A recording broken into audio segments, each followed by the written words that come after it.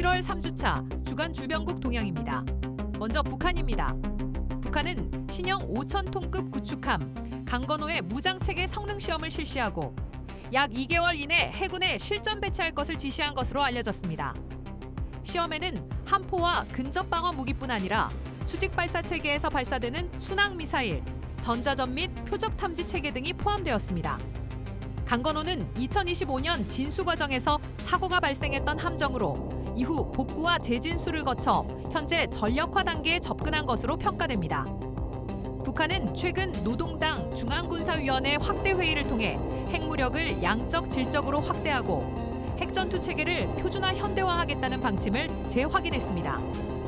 동시에 해군기지 건설과 조선소 현대화, 정찰 총국의 정보 수집 및 대외 공작 기능 강화도 지시했습니다.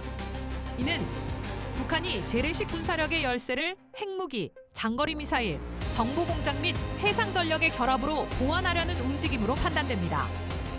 다만 북한 구축함의 외형과 탑재 무장은 상당한 진전을 보이고 있으나 장거리 해상 작전 능력, 방공 체계의 실제 성능, 함정 간 데이터 공유, 승조원 숙련도와 지속적인 군수 지원 능력은 아직 검증되지 않았습니다. 따라서 이를 즉시 완성된 원양 해군 전력으로 평가하는 것은 과도합니다. 미국입니다. 트럼프 행정부는 이란과의 협상 가능성을 열어두면서도 최근 호르무즈 해협 일대의 충돌과 이란의 상성 공격에 대응해 군사적 압박을 다시 강화하고 있습니다. 미국은 이란 해안 지역에 대한 추가 공습을 실시했으며 트럼프 대통령은 이란과의 잠정적 합의가 사실상 종료됐다는 입장을 밝혔습니다.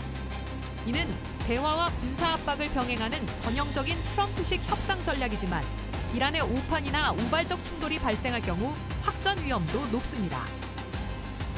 앙카라에서 개최된 나토 정상회의에서 미국은 튀르키예에 대한 제재 해제와 F-35 판매 재검토 가능성을 시사했습니다.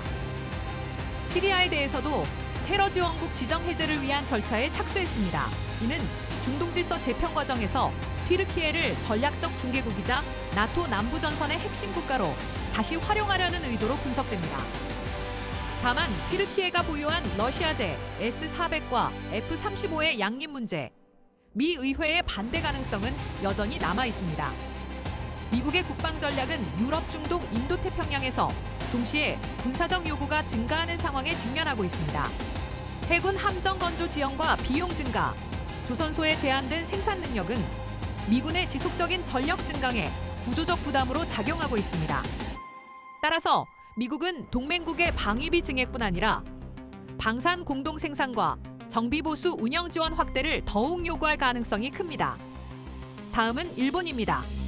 일본은 튀르키예와의 국방장관 회담을 통해 방산 협력, 무기체계 교류 및 군부대 간 협력을 확대하려는 움직임을 보이고 있습니다.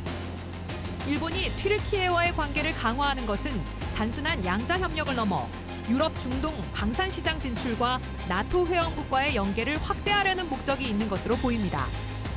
일본 정부는 과학기술 혁신 정책을 경제안보 및 국방 정책과 더욱 직접적으로 연계하고 있습니다.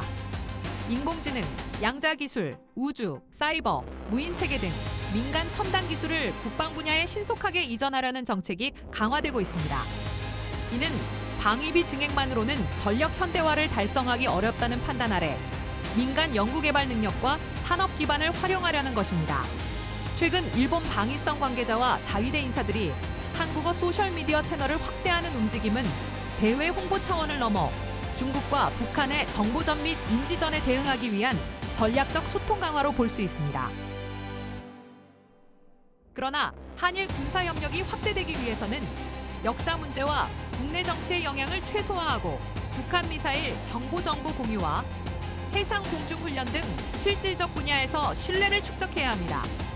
중국의 동향입니다. 중국은 전략 핵 잠수함에서 훈련용 탄두를 탑재한 잠수함 발사 탄도미사일을 태평양 방향으로 시험 발사했습니다. 중국은 이를 통상적인 훈련이라고 주장했으나 실제로는 해상 기반 핵보복 능력, 즉 제2경 능력을 과시하려는 성격이 강합니다. 시험에 사용된 미사일의 정확한 형식은 공식적으로 확인되지 않았으나 사거리와 발사 형태를 고려할 때 JL2 또는 JL3 계열일 가능성이 제기되고 있습니다.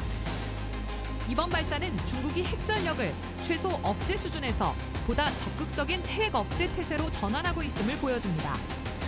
잠수함 발사 탄도미사일의 신뢰성이 확보될 경우 중국은 미 본토에 대한 보복 능력을 유지하면서 지상미사일 기지의 취약성을 보완할 수 있습니다. 다만 중국 전략 핵 잠수함의 소음 수준과 서태평양 진출 능력, 지휘 통제 체계의 생존성은 아직 미국과 러시아 수준에 도달하지 못했다는 평가가 일반적입니다. 중국은 한중 관계 개선 필요성을 언급하면서도 북한 문제에 대해서는 기존의 입장을 유지하고 있습니다. 중국의 최우선 목표는 북한 비핵화보다는 북한 체제의 안정과 한반도에서 미국의 영향력 확대를 방지하는 데 있습니다. 따라서 중국이 대북 압박에 적극 동참할 가능성은 제한적입니다. 북한 내각 총리의 중국 방문과 북중 고위급 교류는 양국이 러시아와 북한의 밀착 속에서도 전통적인 관계를 유지하려는 움직임으로 해석할 수 있습니다. 중국으로서는 북한이 러시아에 지나치게 의존해 자국의 영향권에서 이탈하는 것을 경계할 가능성이 있습니다.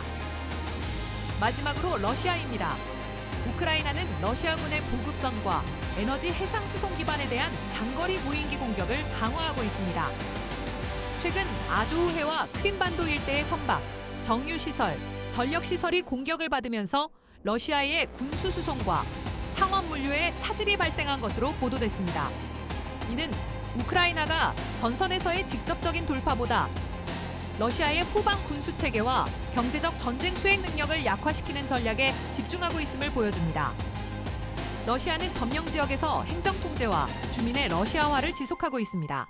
재상권 재편, 러시아 국적 취득 압박, 교육과 행정제도의 러시아식 전환은 단순한 군사 점령을 넘어 장기적인 영토 편입을 전제로 한 조치입니다. 러시아와 벨라루스는 합동 군사훈련과 전략적 협력을 강화하면서 나토 동부 전선에 대한 압박을 유지하고 있습니다. 러시아는 벨라루스 영토와 군사시설을 활용함으로써 우크라이나 북부에 병력을 분산시키고 폴란드와 발트 3국에 지속적인 안보 부담을 가하고 있습니다. 우크라이나 전쟁은 단기간에 결정적인 종전 협상으로 이어지기보다는 장거리 타격, 무인 체계, 기반 시설 공격과 소모전이 병행되는 형태로 지속될 가능성이 높습니다. 양측 모두 정치적으로 수용할 수 있는 타협점을 찾지 못하고 있기 때문입니다. 종합평가입니다.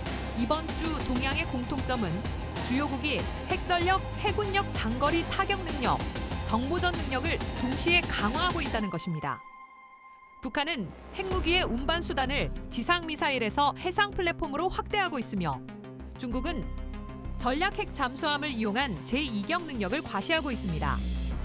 미국은 중동에서 군사적 압박을 강화하는 동시에 나토와 동맹국의 군사적 부담 분담을 요구하고 있습니다.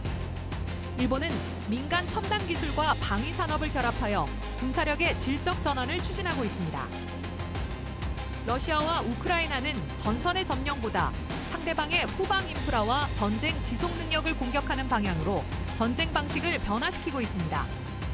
이는 미래 분쟁이 단순히 병력과 장비의 숫자로 결정되는 것이 아니라 정보 수집, 장거리 정밀 타격, 핵 억제, 방산 생산 능력, 군수 지원과 국가 기반 시설의 회복력에 의해 좌우된다는 사실을 보여줍니다. 우리의 전략적 함의입니다.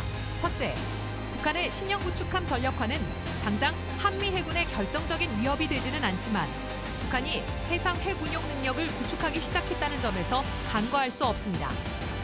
특히 동서해에 핵 탑재 가능 순항미사일 함정을 분산 배치할 경우 한미의 탐지 추적 및 선제 대응 부담이 증가합니다. 둘째, 중국의 해상 핵전력 강화는 한반도 주변 해역이 미중 전략 핵 경쟁의 공간으로 편입되고 있음을 의미합니다. 한국은 북한 핵뿐 아니라 중국과 러시아의 전략 핵 잠수함 활동까지 고려한 수중 감시, 대잠전 및 해양 정보 능력을 강화해야 합니다.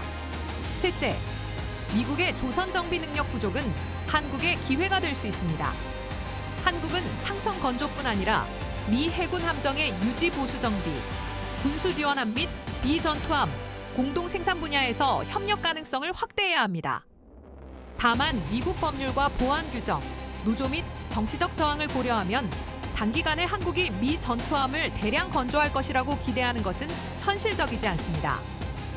넷째, 일본의 방위 기술 및 정보전 역량 강화에 대응하여 한국도 인공지능, 우주, 사이버, 무인 체계와 민군 기술 융합을 서둘러야 합니다. 단순한 무기 구매보다 지휘 통제, 데이터 공유, 정비와 탄약 비축 등 실제 전쟁 지속 능력을 강화하는 것이 중요합니다. 종합적으로 한반도 안보 환경은 북한만을 상대하는 지역적 차원을 넘어 미중 전략 경쟁, 러시아, 북한 군사 협력, 일본의 군사적 역할 확대가 중첩되는 복합 안보 구조로 변화하고 있습니다. 한국은 동맹에 의존하되 독자적인 정보 감시 정찰, 미사일 방어, 대잠전 및 군수 지속 능력을 확보해야 합니다.